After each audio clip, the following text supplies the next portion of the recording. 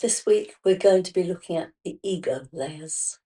And today, we're going to be talking about when the strategy starts to fail. At some point, the strategy stops working.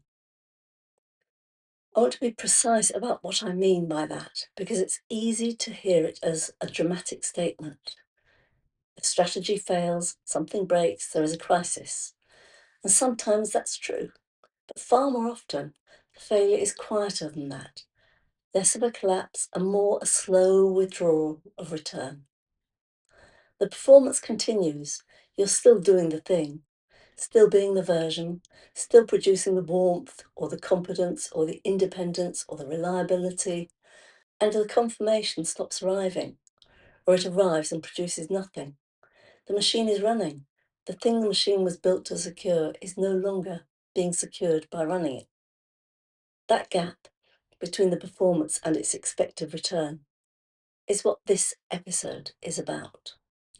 Daniel Levinson spent years interviewing men in depth about their experience in their own adult lives.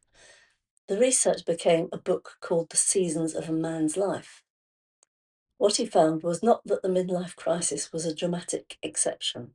What he found was that a significant questioning of the life structure was essentially universal, occurring in the late 30s to mid 40s across the large majority of his subjects.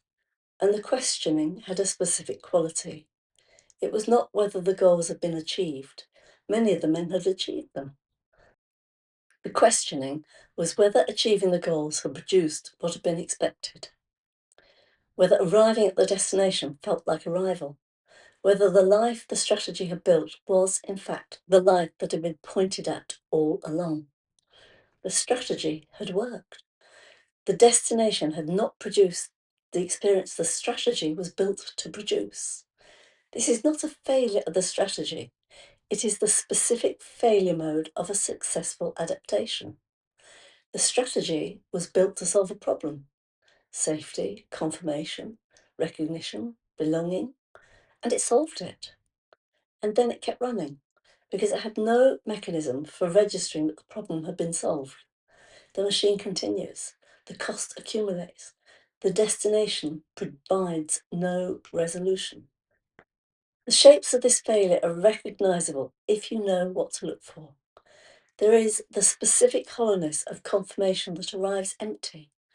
The thing you were doing to get recognized, the achievement, the performance, the production of the right version of yourself, produces its expected result. And the result produces nothing. Not satisfaction, not completion. Something closer to the mild bewilderment of eating a meal that contains no nutrition.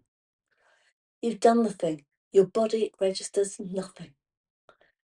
There is the tiredness that is disproportionate to what was actually required, not the ordinary fatigue of genuine effort, the specific quality of depletion that comes from running a mechanism that is no longer necessary, at a level of readiness the actual conditions do not demand. The layer is still at its post. The threat it is guarding against is long gone, and the maintenance cost has been accumulating quietly for years. And there is the sense, difficult to name and easy to dismiss, that the relationships organised around the fitted version of yourself are real, but not quite contact. The people who know you know the fitting. The warmth they return is returned to the warmth you produce.